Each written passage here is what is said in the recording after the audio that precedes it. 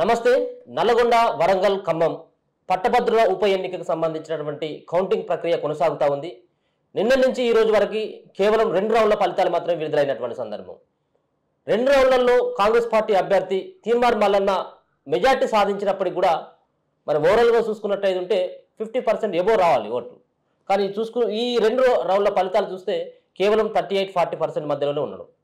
మరొక అంతకు నిన్న కాంగ్రెస్ పార్టీ శ్రేణులంతా కూడా కొంత ఆనందం వ్యక్తం చేసినప్పటికీ మరి ఈ 2 రౌండ్ల ఫలితాలు చూసిన తర్వాత ఏ విధమైనటువంటి రిపీట్ అవుతుంది, ఏ విధమైనటువంటి ఫలితాలు ఉంటాయి, మల్లన్నకి అనుకూలంగా ఉండేటువంటి అవకాశం ఉంటుందా లేదా అనేది కూడా ఒకసారి తెలుసుకునేటువంటి ప్రయత్నం అయితే చేద్దాం. ఎందుకంటే ఈ ఒకసారి ఓట్ల కనుక మనం చూసుకున్నట్టయితే ఉంటే మొదటి సంబంధించినటువంటి ప్రాధాన్యత ఓట్లో భాగంగా మొదటి రౌండ్లో తీన్మార్ మల్లన్నకి సుమారుగా 7,600 మెజార్టీ వస్తే దాని తర్వాత మెజార్టీ అయితే తగ్గింది, 7,000 మాత్రం రీచ్ కావడం జరిగింది. మొత్తానికి బీఆర్ఎస్ పార్టీ అభ్యర్థికి కంటే లీడ్లో కొనసాగుతున్నప్పటికీ మరి ఈ యొక్క గ్రాడ్యుయేట్ ఎలక్షన్స్లో ఓట్ల లెక్కింపు అనేది మరి సెకండ్ ప్రయారిటీ వరకు తీసుకెళ్తే మల్లన్నకి మరి నష్టమయ్యేటువంటి అవకాశం ఉంటుందా, తీన్మార్ యొక్క వ్యూహం మరి తారుమారు అవుతుందా, దీనిపైన ఒకసారి మాట్లాడదాం కాంగ్రెస్ పార్టీ రాష్ట్ర అధికార ప్రతినిధి రియాజ్ గారితో. సార్, ఏ విధంగా ఉండబోతుంది మొత్తానికి 2 రౌండ్ల ఫలితాలు? దాంట్లో ముఖ్యంగా చూసుకున్నట్టయితే 10,000కు పైన ఓట్లు గ్రాడ్యుయేట్ వేసినటువంటి ఓట్లు చిల్లకుండా పోవడం, వీటన్నిటిని ఏ విధంగా చూడవచ్చు? అనిల్ గారు, ఇందులో అంటే జార్గాన్ అంటే పదజాలాన్ని ఉపయోగించడంలో కొంత జాగ్రత్తగా ఈ ఎన్నికలను మనం నిర్వహించాలి. ఎందుకోసం అంటే లీడింగ్ వేరు, మెజారిటీ వేరు. లీడింగ్ అంటే ఏంటి? ఇప్పుడు మొత్తం కౌంట్ అయిన ఓట్లలో ఎవరికి ఎన్ని ఓట్లు వచ్చాయి, ప్రధాన అభ్యర్థిగా ఉన్న మల్లన్న ఎంత లీడింగ్లో ఉన్నాడు. మెజారిటీ అంటే ఏంటంటే 50% ఓట్లను మల్లన్న లేదా ఇతర అభ్యర్థి గెలుచుకున్నాడా, 50% + 1 ఓటు. కాబట్టి ఇప్పుడు లీడింగ్ విషయానికి వచ్చినప్పుడు ఏంటంటే లీడింగ్ విషయంలో మల్లన్న చాలా స్పష్టంగా ముందుకు పోతున్నాడు. అంటే మొదటి దఫాకి సంబంధించిన అంటే మొదటి రౌండ్ ఎన్నికల్లో దాదాపుగా మొదటి రౌండ్కి సంబంధించిన కౌంటింగ్లో మల్లన్న 7,000 పై చీలుకు ఓట్ల ఆధిక్యతను ప్రదర్శించాడు. రెండవ రౌండ్కి వచ్చేసరికి ఏమైపోయిందంటే పెద్దగా ఏం తగ్గలేదు, అది 6,000 పైగా పోయింది. అంటే 800 ఓట్ల డిఫరెన్స్ మాత్రమే ఉన్నది. అంటే మొదటి రౌండ్లో కానీ రెండో రౌండ్లో కానీ మల్లన్న తన లీడింగ్ కొనసాగిస్తూ ఉన్నాడు. ఓవరాల్గా 50% రీచింగ్లో మల్లన్న బేసికల్గా ఇక్కడ ఎంత శాతంలో ఉన్నాడంటే 40%లో ఉన్నాడు. కాబట్టి 50% లీడింగ్ 50% మెజార్టీని ప్రూవ్ చేసుకునే క్రమంలో మల్లన్న 40% దగ్గర ఉన్నాడు. లీడింగ్ విషయానికి వచ్చాడు మల్లన్న 14,000 పై చీలుకు లీడింగ్లో ఉన్నాడు. అయితే ఇప్పుడు ఈ ట్రెండ్ అంటే దాదాపు ఉన్నాయి 4 రౌండ్లు, అలా 3వ రౌండ్ మాత్రమే 96,000తో కూడుకున్న రౌండ్, 4వ రౌండ్ చిన్న రౌండ్. కానీ ఓవరాల్గా మనకు అర్థమవుతుంది ఏంటంటే మల్లన్న ఇదే టెంపోమెంట్, ఎందుకంటే ఇది మిక్స్డ్ ఓటింగ్ కాబట్టి, అంటే మిక్స్డ్ బ్యాలెన్స్ పేపర్లకు సంబంధించిన ఓటింగ్తో కూడుకున్న కౌంటింగ్ కాబట్టి మల్లన్న లీడింగ్ ఇట్లే కొనసాగుతుంది. బహుశా మల్లన్న చివరి వరకు వచ్చేసరికి ఏముందంటే దాదాపు 35,000 నుంచి 40,000 లీడింగ్ని ఈ మొత్తం మొదటి ప్రాధాన్యత ఓట్లో సాధించబోతున్నాడు. ఇక కాబట్టి తప్పనిసరిగా 50% ఓట్లు +1 మొదటి ప్రాధాన్యత ఓట్లలో వచ్చే అవకాశం లేదు కాబట్టి రెండవ ప్రాధాన్యత ఓట్లకి పోయే అవకాశం ఖచ్చితంగా కనిపిస్తూ ఉన్నది. అయితే ఇప్పుడు ఈ మొదటి ప్రాధాన్యత ఓటింగ్లో మల్లన్న దాదాపుగా 40% వరకు వచ్చాడు కాబట్టి రెండవ ప్రాధాన్యత ఓట్లో ఒక 10% ఓట్లు మల్లన్నకు అనుకూలంగా వచ్చినా కూడా మల్లన్న 50% +1 సాధించగలుగుతాడు. అది పెద్ద ఇష్యూ కాదు. అదే రెండో అభ్యర్థి ఎవరు? రాకేష్ రెడ్డి. ఈ రాకేష్ రెడ్డి దాదాపుగా ఇప్పుడు 25% to 28% మధ్య ఉన్నాడు. అంటే ఈయన ఒకవేళ మెజార్టీ సాధించాలనుకున్నప్పుడు ఈయనకి ఇంకా దాదాపుగా రావాల్సిన ఓట్లు ఏదైతుందో అది 20 నుంచి 22% ఓట్లు ఈయనకి ఎక్స్ట్రా రావాలి. మల్లన్నకు 10% వస్తే గెలుస్తాడు రెండో ప్రాంతంలో, ఇతనికి 20 నుంచి 22% వస్తే ఈక్వల్గా వస్తాడు. కాబట్టి మల్లన్న గెలుపు దగ్గర ఉన్న విషయాన్ని మనం రాత్రి నుంచి చెప్తున్నాం, అదే ట్రెండ్ కొనసాగుతూ ఉంటుంది. అయితే ఇక్కడ మీరు గమనించాల్సిన విషయం ఏంటంటే ఈ మొదటి ప్రాధాన్యతకు సంబంధించిన 3,33,000 ఓట్లు కౌంట్ అయిపోయిన తర్వాత ఎలిమినేషన్ రౌండ్ స్టార్ట్ అవుతుంది. అంటే తిరస్కరణ రౌండ్ స్టార్ట్ అవుతుంది, అంటే తొలగించే రౌండ్ స్టార్ట్ అవుతుంది. ఈ తొలగించే రౌండ్లో ఏం చేస్తారంటే అందరికన్నా తక్కువ ఓట్లు ఎవరికైతే వచ్చినాయో, ఫర్ ఎగ్జాంపుల్ మొత్తం 52 మంది అభ్యర్థులు ఉంటే అందరికన్నా తక్కువ ఓట్లు వచ్చిన వారిలో రెండవ ప్రాధాన్యత ఓట్లు ఎవరికి ఇచ్చారో ఉంటుంది. అలా 100 ఓట్లు ఉన్నా కూడా అతనే కౌంట్ చేస్తారు. కాబట్టి మనకు ఇక్కడ బాగా కనబడేది ఏంటంటే మనకి ప్రధానంగా ముగ్గురు మధ్యనే ప్రధాన పోటీ జరిగినట్టు కనబడతా ఉన్నది. ఒకటి తీన్మార్ మల్లన్న, రెండోది రాకేష్ రెడ్డి, మూడోది ప్రేమేందర్ రెడ్డి బీజేపీ. ప్రధాన రాజకీయ పార్టీల మధ్యనే ఇది యుద్ధం కొనసాగుతూ ఉన్నది. ఒకరిద్దరు ఇండిపెండెంట్ కూడా కొంత మంచి ఓటింగ్ సాధించాడు. కానీ ఇక్కడ విషయం ఏంటంటే ఎలిమినేషన్ వచ్చరికి ఏమైందంటే ఇద్దరే మిగులుతూ ఉంటారు. చివరికి ఎవరు మిగులుతారు? మల్లన్న మిగులుతారు, అంటే రాకేష్ రెడ్డి మిగులుతారు. కాబట్టి ఎలిమినేషన్ రౌండ్లో సెకండ్ ప్రాధాన్యత ఎవరికి వేసారనేది ఇంపార్టెంటే. కానీ అందులో అతి కొద్ది ఒక 10% ఓట్లు మల్లన్నకు వచ్చినా కూడా గెలిచే అవకాశం ఉంది. అవతల వాళ్ళకు 20% వస్తే వాళ్ళు అక్కడ దాకా వస్తారు. కాబట్టి ఓవరాల్గా 2 రౌండ్లు పూర్తయి, అంటే దాదాపుగా 1,92,000 ఓట్లకు సంబంధించిన కౌంటింగ్ పూర్తయింది. కాబట్టి ట్రెండ్ కనబడ్డది. మొదటి రౌండ్లో మల్లన్న 7,000 మెజార్టీతో ఉంటే 7,000 పైగా, రెండో రౌండ్లో మల్లన్న 6,000 పైగా ఉన్నది. బాగా అందుకే గణనీయంగా రెండింటిలో తేడా వచ్చిన సంగతి లేదు. కాబట్టి ఇప్పుడు మల్లన్నకు సంబంధించిన 15,000 ఓట్ల లీడింగ్ని ఎక్రాస్ చేసి మళ్ళీ లీడింగ్ మన 2 రౌండ్లో ప్రూవ్ చేసుకోవడం సాధ్యం కాదు. ఎందుకోసం అంటే 4వ రౌండ్ అనేది స్మాల్ రౌండ్, పెద్ద రౌండ్ కాదు. 3rd రౌండ్ అనేది బిగ్ రౌండ్. కాబట్టి ఓవరాల్గా లీడింగ్ మల్లన్న కొనసాగిస్తూ ఉన్నాడు. గెలుపు కూడా మల్లన్న వైపే పోతుందన్న విషయాన్ని కొంత మనం అనాలిసిస్ చేయడం ద్వారా అది మనకు ప్రూవ్ అవుతూ ఉన్నది. ఇంకో విషయం చెప్పాల్సింది, మల్లన్నకు పడేటువంటి ఓటు మల్లన్నకు పడిపోయింది. కానీ రెండో ప్రియారిటీకి వచ్చినట్టు అయిందంటే ఖచ్చితంగా అది బీఆర్ఎస్ లేకపోతే బీజేపీ. మల్లన్నకు పడేటువంటి అవకాశం చాలా తక్కువ ఉంది అనేది ఎగ్జిట్ పోల్స్ యొక్క అంచనా.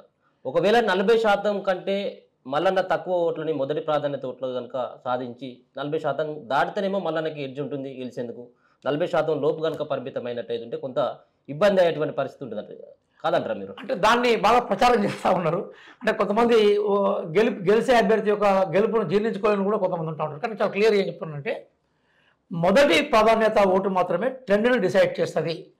మొదటి ప్రాధాన్యత ఓటులో మీరు అనుకున్నట్టుగా మల్లన్నకి అతని వెనుక ఉన్న అభ్యర్థికి మధ్య చాలా డిఫరెన్స్ అనేది కనపడతా ఉంది. ఎందుకోసం అంటే ఇతను బేసికల్గా 40% ఓటింగ్ గెలిపోయినాడు ఓవరాల్గా. రెండో అతను 28% దగ్గర ఉన్నాడు. దాదాపుగా 12 to 13% డిఫరెన్స్ కనబడతా ఉన్నది. కాబట్టి రెండవ ప్రాధాన్యతలో ఉన్న రాకేష్ రెడ్డి మల్లన్న దగ్గర రావడానికి ఈ రెండింటిలో 15,000 లీడింగ్ను వెనుకకు నెట్టాలన్న నెట్టి వాళ్ళ లీడింగ్ను ప్రూవ్ చేసుకున్నప్పుడు అతనికి స్కోప్ ఉంటుంది. కానీ 15% లీడింగ్లో ఆల్రెడీ మల్లన్న ఉన్నాడు. కాబట్టి దాన్ని ఈ 2 రౌండ్లో వాళ్ళు 15% ఎక్కువ చేసి మళ్ళీ అక్కడికి వచ్చేప్పుడు కదా క్యాండిడేట్ నెంబర్ 1. నెంబర్ 2 ఏంటంటే నాకున్న రాజకీయ అనాలిసిస్ ప్రకారం నేను ఒక పొలిటికల్ సైన్స్ డాక్టరేట్గా నేను చెప్తున్న విషయం ఏంటంటే సహజంగా మొదటి ప్రాధాన్యత ఓటు ఏదైతుందో అది రాజకీయ అభిప్రాయాల బేసిక్గా నిర్ధారించబడుతుంది సహజంగా. రెండవ ప్రాధాన్యత విషయానికి వచ్చినప్పుడు ఏమైందంటే సహజంగా సామాజిక సమీకరణ, సామాజిక వర్గాలు, ప్రాంతం, మా ప్రాంతం వాడు లేదా వ్యక్తిగత పరిచయాలు, ఇవి రెండవ ప్రాధాన్యత ఓట్లో ఉంటాయి. అంటే అతను రాజకీయ సిద్ధాంతానికి ఎక్కువ ప్రాధాన్యత ఇచ్చే వ్యక్తి ఏం చేస్తాడంటే రెండవ ప్రాధాన్యత వచ్చేసరికి తన సామాజిక వర్గంలో ఉన్నవాడా, తన ప్రాంతం వాడా, తన పరిచయం ఉన్నవాడా అనే విషయం చూస్తూ ఉంటాడు. కాబట్టి రెండవ ప్రాధాన్యత ఓటు ఇచ్చే క్రమంలో మల్లన్న బాగా వెనుకబడతాడైతే నేను అనుకోను. నేను సరే అఫ్కోర్స్ రెండవ అభ్యర్థిగా ఉన్న బీఆర్ఎస్కి మూడో అభ్యర్థిగా ఉన్న ప్రేమేందర్ రెడ్డి మధ్య కొంత అండర్స్టాండింగ్ జరిగిందనేది బయట వార్తలు వస్తూ ఉన్నాయి. నిజం కూడా కావచ్చు. ఎందుకోసం అంటే మనకు ట్రెండ్ అట్లా రుజువు చేసే అవకాశం కూడా ఉంటుంది. కానీ ఇక్కడ మీరు గుర్తుపెట్టుకోవాల్సిన విషయం ఏంటంటే రెండవ ప్రాధాన్యత విషయానికి వచ్చినప్పుడు ఏమైందంటే ఇప్పుడు నేను చెప్పిన సామాజిక సమీకరణ రీత్యా చూసినా, పరిచయాల రీత్యా చూసినా మల్లన్న మిగతా వాళ్ళకన్నా అహేడ్గా ఉంటాడు. కాబట్టి సహజంగా మొదటి ప్రాధాన్యత ఓటులో మల్లన్నకు వేయకున్నా కూడా అరే పాప అంతకుముందు దగ్గరికి వచ్చి ఓడిపోయినాడనే ఒక సానుభూతి కావచ్చు, లేదా మల్లన్న ఒక ఫైటర్ మనకి విధాన పరిషత్ లాంటి దాంట్లో వారు గొంతు ఉండాలనుకునే వాళ్ళు కావచ్చు. ఇక్కడ రెగ్యులర్గా తను ఒక సోషల్ మీడియాకు సంబంధించిన నెట్వర్క్ వీడియోను మనకి రెగ్యులర్గా ప్రజలకు అందజేయడం వల్ల ప్రశ్నించే గొంతుగా ప్రజల్లో ఉండొచ్చు, పరిచయం ఉన్న వ్యక్తిగా చూడవచ్చు. కాబట్టి సహజంగా మల్లన్నకి ఎందుకంటే సెకండ్ ప్రాధాన్యతకి ఫస్ట్ ప్రాధాన్యతగా చెప్పాను. ఫస్ట్ ప్రాధాన్యత పూర్తిగా పొలిటికల్ ఐడియాలజీ నిర్ధారిస్తే సెకండ్ ప్రాధాన్యత నిర్ధారించే అంశాలు కూడా చెప్పాను. కాబట్టి ఏ కోణంలో చూసినా కూడా సెకండ్ ప్రాధాన్యతను నిర్ధారించే అంశాల్లో మల్లన్నకే ఎక్కువ ఓట్లు ఉండే అవకాశం ఉంటుంది. రెండోది ఏంటంటే మల్లన్నకు నెక్స్ట్ సెకండ్ ప్రాధాన్యత ఓట్లు కౌంట్ చేసే క్రమంలో 10 to 12% క్యాప్చర్ చేస్తే సరిపోతుంది కదా. ఎందుకంటే ఆల్రెడీ ఒక దశకు దగ్గరికి వచ్చి ఉన్నాడు కాబట్టి ఆయన కొట్టేసే అవకాశం ఉంటుంది. కాబట్టి చాలామందికి బయట కొంతమంది టీవీ ఛానళ్ళు కూడా నేను ఆశ్చర్యపోయే విషయం ఏంటంటే వాళ్ళు అంటే అసలు ఓట్ల కౌంటింగ్ ఎట్లా జరుగుతుందో కూడా అవగాహన లేకుండా ఒక మిత్రుడు ప్రచారం చేస్తున్నాడు. ఏమైనా ప్రచారం చేస్తుందంటే మొదటి ప్రాధాన్యతలో నల్గొండ వచ్చింది, నల్గొండలోనే వీళ్ళకి ఎన్ని ఓట్లు వచ్చినాయి, అన్ని అట్లా వచ్చింది ఇట్లా వచ్చింది చెప్తున్నాను. రైట్ కాదు, ఇది మిక్స్డ్ బ్యాలెట్ అని చెప్తున్నాను. మొత్తం బ్యాలెట్లు అన్నింటినీ కలిపి ఒక బాక్స్లో వేశాను. వేసి ఆ బాక్స్లో నుంచి ఆ మిక్స్డ్ నుంచి తీసుకొచ్చిన ఫలితాలు కాబట్టి ఫలితాలు అందుకోసం మీరు చూడండి మొదటి రౌండ్కు రెండవ రౌండ్కు పెద్ద తేడా లేదు. మొదటి రౌండ్కు రెండవ రౌండ్కు తేడా లేదు. మొదటి రౌండ్లో బేసికల్గా బీఆర్ఎస్ అభ్యర్థికి రెండవ రౌండ్లో ఇంకా తగ్గినాయి. మల్లన్నకు 700 ఓట్లు మొదటి రౌండ్తో పోలిస్తే తగ్గినాయి. పెద్ద తేడా 700 ఓట్లు పెద్ద తేడా గుర్తించలేదు. ట్రెండ్ కొనసాగుతున్నది. మీరు మూడో రౌండ్లో చూడండి ఇదే ట్రెండ్ ఉంటుంది. కాబట్టి ఇదే రౌండ్ అప్రూవల్ ఉంటుంది. కాబట్టి మల్లన్నకు వేరే రాజకీయ పార్టీ కార్యకర్తలు, వేరే రాజకీయ పార్టీకి సంబంధించిన సైద్ధాంతికంగా ఉన్నవాళ్ళు బేసికల్గా మనకి ఇది కనిపించినా కూడా మనకి ఇది కనిపించే ఉండదు. కానీ ఓవరాల్గా మనం గుర్తుపెట్టుకోవాల్సిన బేసిక్ విషయం ఏంటంటే మల్లన్న ఇప్పటివరకు బేసికల్గా మనకు ఉంది, దరిదాపుగా మనకు లీడింగ్ వైపు ఉన్నాడనే విషయం మనకు క్లియర్ అవుతుంది. ఇప్పుడు కూడా థర్డ్ రౌండ్కి సంబంధించిన బేసిక్ విషయాలు కూడా ఇప్పుడే నాకు మిత్రులు ఇది స్లిప్ పంపినట్టుంది. ఈ స్లిప్లో కూడా మనకు అదే కనబడుతూ ఉంటే థర్డ్ రౌండ్కి సంబంధించిన ఇన్ఫర్మేషన్ కూడా మనకి మల్లన్న లీడింగ్ కొనసాగుతూ ఉన్నట్టుగా తెలుస్తూ ఉన్నది. కాబట్టి మనం అనుకున్నట్టుగా మొదటి ప్రాంత ఓట్లు మల్లన్న గెలవాలని సహజంగా అభిమానులు కానీ రాజకీయ పార్టీ కార్యకర్తలు కానీ కోరుకుంటారు. ఇక సహజంగా వాళ్ళకున్న అభిమానం, కానీ ఓటర్ల తీర్పు అంతిమం కాబట్టి ఓటర్లు మల్లన్నను మొదటి ప్రాంత ఓటుతో పాటుగా రెండో ప్రాంత ఓటు వైపు కూడా తీసుకుపోతున్న విషయాన్ని మనం గుర్తుపెట్టుకోవాలి. నేను అనుకుంటాను దాదాపుగా మల్లన్న గెలుపు లీడింగ్ దిశ నుంచి మెజార్టీ దిశగా కొనసాగడానికి ఎక్కువ టైం పట్టదని నేను భావిస్తాను. ఇంకొక పక్కన మనం చర్చించుకోవాల్సినటువంటి అంశం, బీఆర్ఎస్ పార్టీ రాష్ట్రంలో చితికిల పడ్డటువంటి పరిస్థితి ఎంపీ ఎలక్షన్స్లో కానీ మొన్న జరిగినటువంటి ఎమ్మెల్యే ఎలక్షన్స్లో కానీ చూసినట్టయితే బీఆర్ఎస్ పార్టీకి సంబంధించిన అభ్యర్థి రెండో స్థానంలో లీడ్ ఉండడం, కాంగ్రెస్ పార్టీకి ఈజీగా ఉన్నటువంటి ఈ యొక్క ఎమ్మెల్సీని మరి నిజంగా కూడా ఇంత టైట్ తీసుకురావడం దీని ఏంటి అంటారు? దీన్ని ఫస్ట్ నుంచి నేను మా పార్టీ అంటే కాంగ్రెస్ పార్టీ రాష్ట్ర అధికార ప్రతినిధిగా ఒక విషయాన్ని బలంగా చెప్తూ వస్తున్నాను. ఆ చెప్తున్న విషయాల్లో బలంగా నేను చెప్తున్న అంశం ఏంటంటే బీఆర్ఎస్కు బీజేపీకి మధ్య ఒక పొలిటికల్ అండర్స్టాండింగ్ నడుస్తూ ఉన్నది. చాలా క్లియర్ చెప్తున్నాను. నేను మా గౌరవ ముఖ్యమంత్రి రేవంత్ గారు కూడా అదే చెప్పారు. ఈరోజు బీజేపీ గెలిచిన అన్ని స్థానాల్లో, ఎంపీగా గెలిచిన అన్ని స్థానాల్లో కూడా మూడో ప్లేస్లో ఉన్న పార్టీ బీఆర్ఎస్. ఎక్కడ కూడా బీజేపీకి బీఆర్ఎస్కి 1 or 2 ఎక్కడ పోటీ జరగలేదు. బాగా గుర్తుపెట్టుకోండి.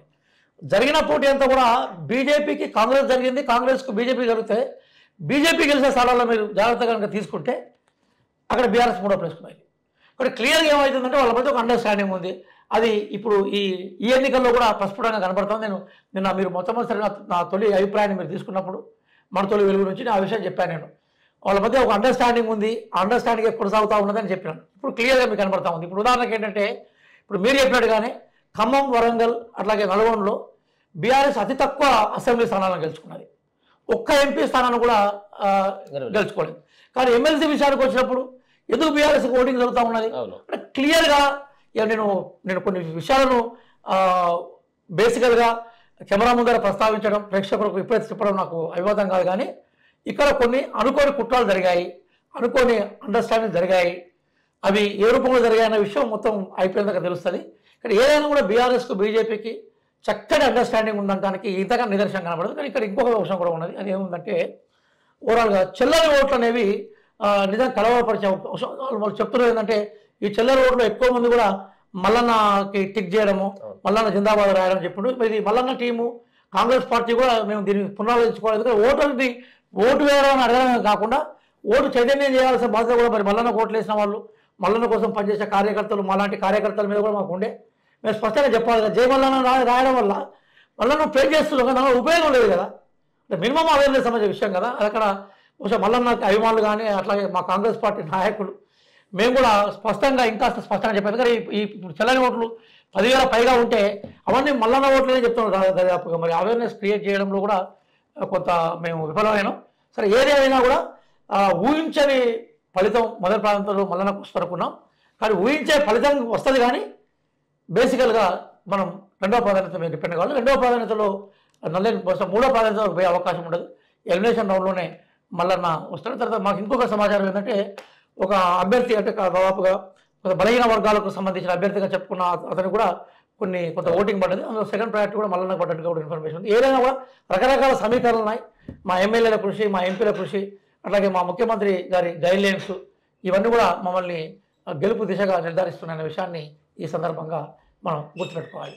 మీరు ఇందాక అన్నట్టుగా BJP party and BRS party ఈ రెండు పార్టీ అలయన్స్ అయితే సుమారుగా 24,000 ఓట్లు బీజేపీ పార్టీకి రావడం జరిగింది.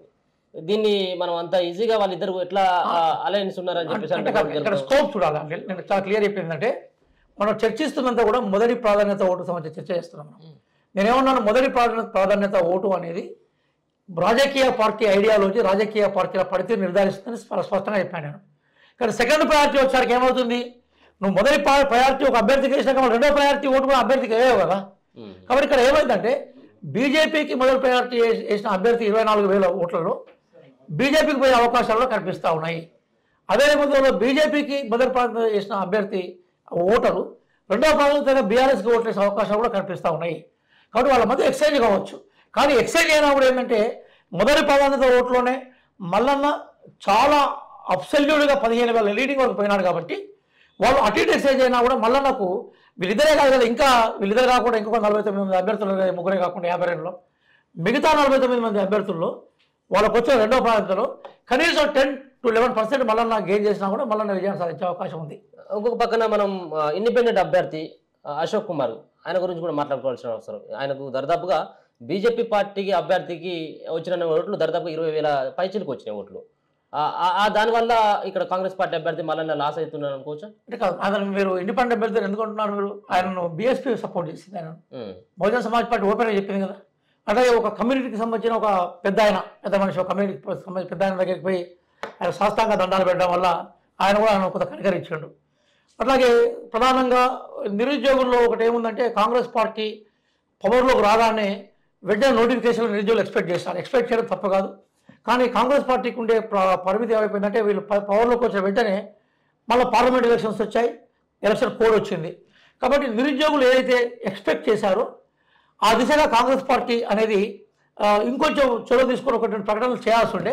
కానీ ఎంపీ ఎలక్షన్స్ జరగడం వల్ల, ఎలక్షన్ కోడ్ ఉండడం వల్ల ఇమ్మీడియట్గా వాళ్ళు ఊహించినట్టుగా ప్రభుత్వం వైపు నుంచి స్పందన రాలేదు. కాబట్టి దాంతో కొంత నిరాశపడి, ఎందుకంటే 10 ఏళ్ల నుంచి బీఆర్ఎస్ ప్రభుత్వంలో తీవ్ర నిరాశకు, నిస్పృహకు, తీవ్రమైన అన్యాయానికి గురైన ఈ వర్గం ఏదైతుందో వాళ్ళు బేసికల్గా ఒక అభ్యర్థిని చూజ్ చేసుకొని అతనికి ఓటు వేయడం ద్వారా కొంత మా రిప్రజెంటేషన్ ఉంటుందని భావించే అవకాశం ఉంది. అలాగే బీఎస్పీ ప్రభావం కూడా ఉంది మన దగ్గర. మన అసెంబ్లీ ఎలక్షన్లో ప్రతి అసెంబ్లీలో కూడా బీఎస్పీకి 2 నుంచి 4,000 ఓట్లు పడ్డాయి.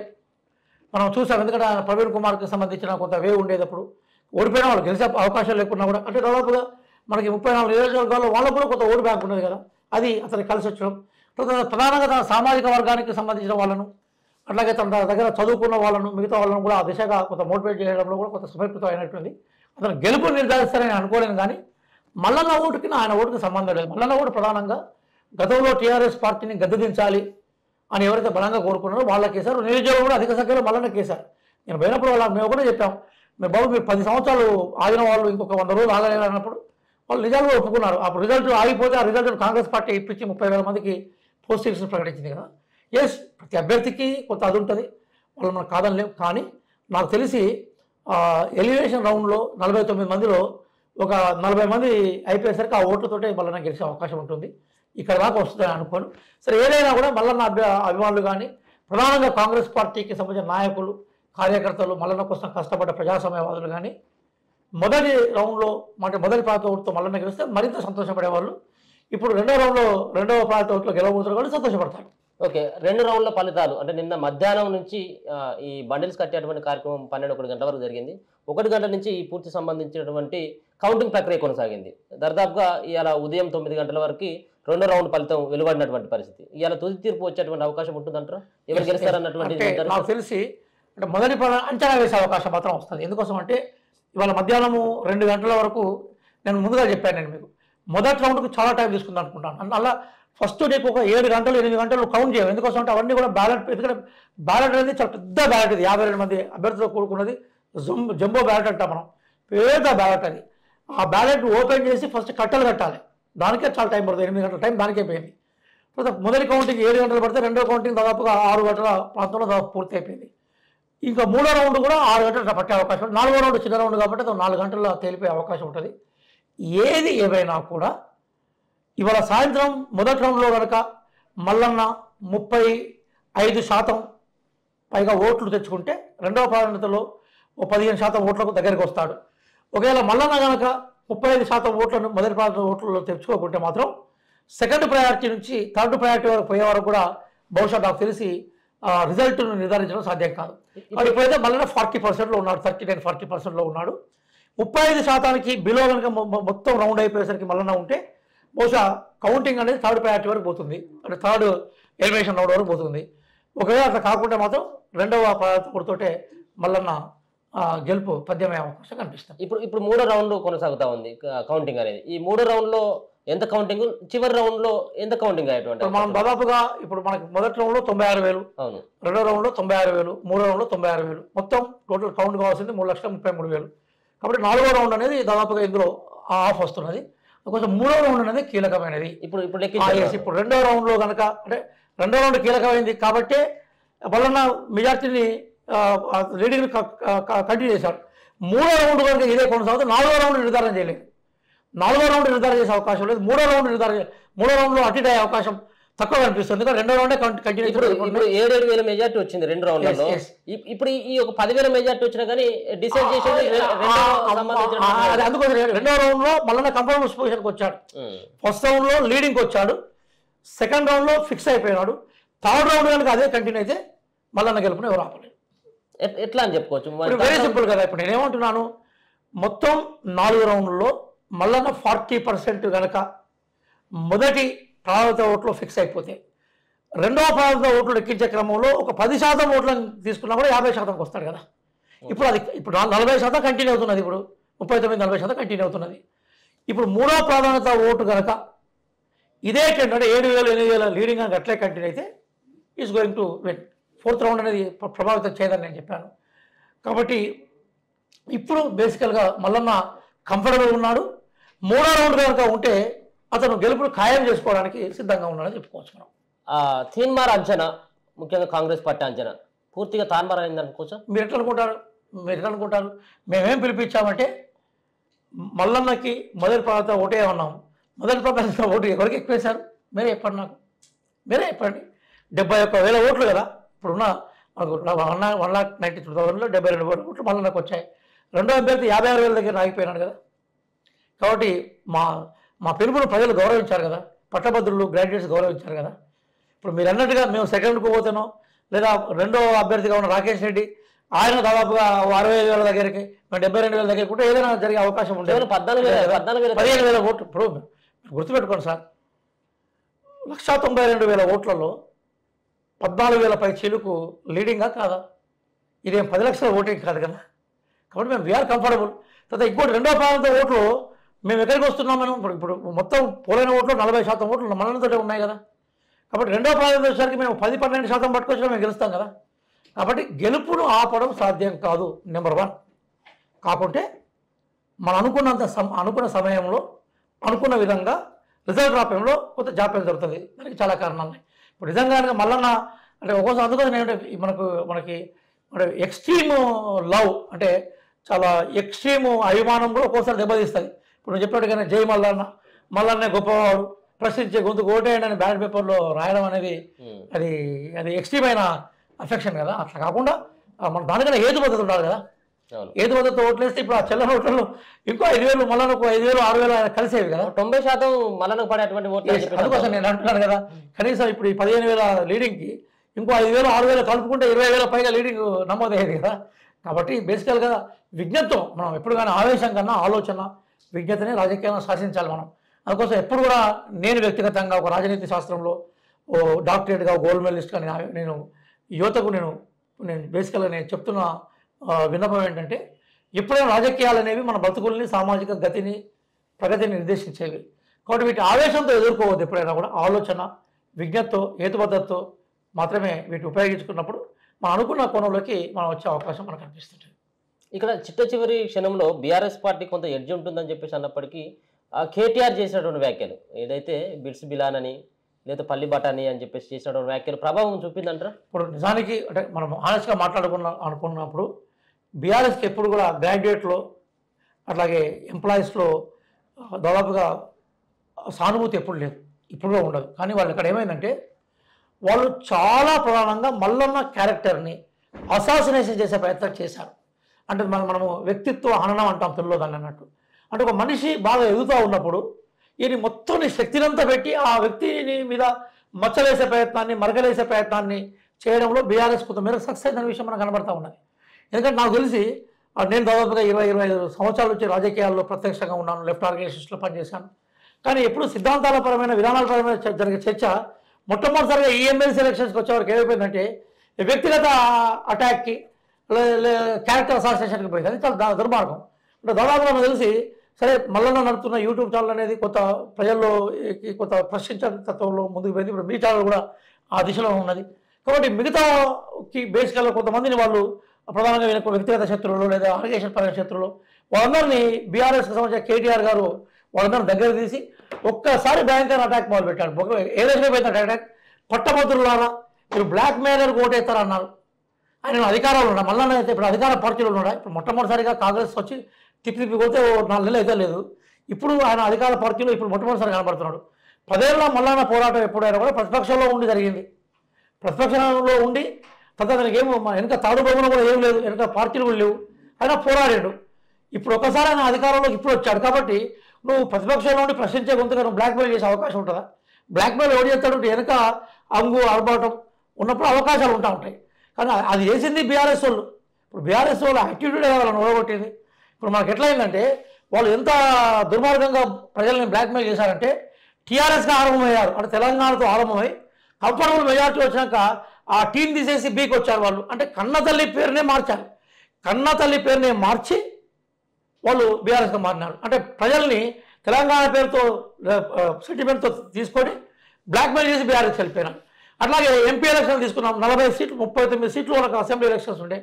39 సీట్లు ఎక్కడైతే ఉన్నాయో అక్కడ వాళ్ళకు ఎంపీ సీట్లో కూడా లీడింగ్ రావాలి కదా.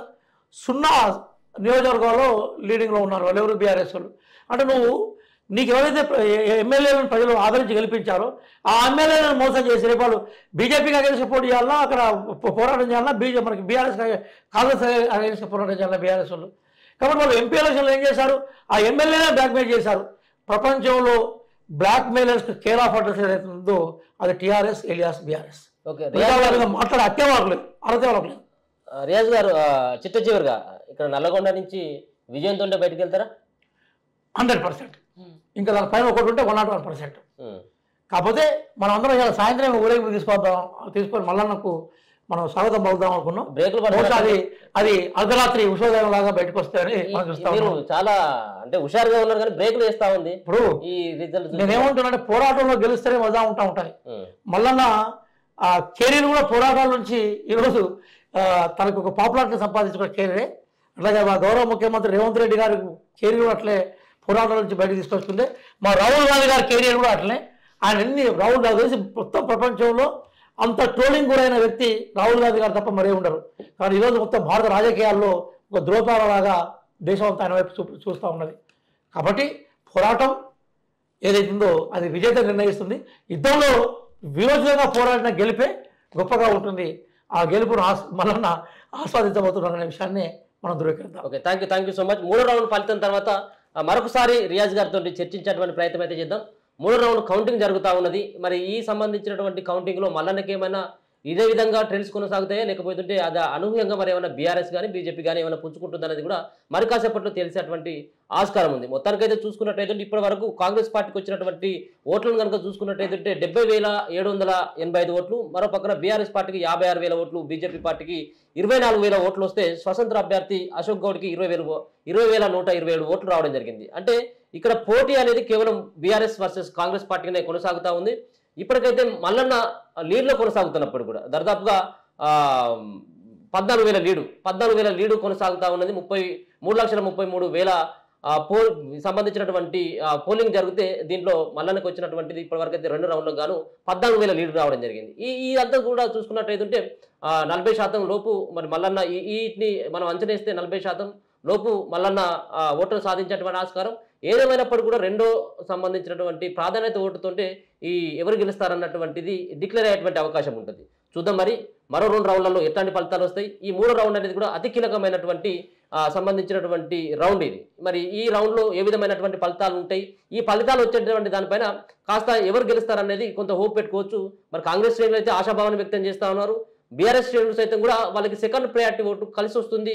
ఈ మొదటి ప్రాధాన్యత ఓట్లో కొంత కట్టడి చేసినట్టయితే కాంగ్రెస్ పార్టీ అభ్యర్థిని మరి రెండో రౌండ్లో వాళ్ళ ప్రతాపం చూపెట్టొచ్చు అని చెప్పేసి రాకేష్ రెడ్డి సైతం అక్కడ ఉన్నటువంటి వాళ్ళతోటి అక్కడ ఆ శ్రేణులతో బీఆర్ఎస్ పార్టీ శ్రేణులతోటి చెప్తున్నటువంటి అంశం. ఆయనకు వచ్చినటువంటి ఓట్లను కనుక చూసుకున్నట్టయితే 56,000 ఓట్లు, మల్లన్నకు ఈయనకు ఇద్దరు కలిసి ఆ తేడాను చూసినట్టయితే కేవలం 14,000 ఓట్లు మాత్రమే. అంటే నాటే అది ఈ అంకెలకు సంబంధించింది 14,000 అయినప్పుడు కూడా ఈ పోలైనటువంటి ఓట్లు 3,33,000కు చాలా మరి పెద్ద మెజార్టీ అనుకోవచ్చు. మెజార్టీ కాదు ఇక్కడ ముఖ్యం, ఏ పార్టీ సంబంధించినటువంటి అభ్యర్థికైనా కానీ ఖచ్చితంగా 50% దాటాల్సినటువంటి అవసరం ఉంటుంది. ఎవరికైనా కానీ ఈ ఉన్నటువంటి దాదాపుగా 1,63,000 ఓట్లు వస్తేనే ఆ అభ్యర్థి విజయం సాధించినట్టుగా ఎలక్షన్ కమిషన్ మరి ధృవీకరిస్తుంది. చూద్దాం మరి మల్లన్నకు మరి ఇంకెంతసేపట్లో ఆ విజయం అనేది కూడా చెరువదరకు వచ్చి ఆగిపోయింది గతంలో. మరి ఇప్పుడు ఖచ్చితంగా విజయం అనేది కూడా ఆయనను వరిస్తుందా లేదనేది కూడా మరికొంత టైం మాత్రం మనం వెయిట్ చేయాల్సినటువంటి అవసరం అయితే ఉన్నది. చూస్తూనే ఉండండి మన తొలి వెలుగు.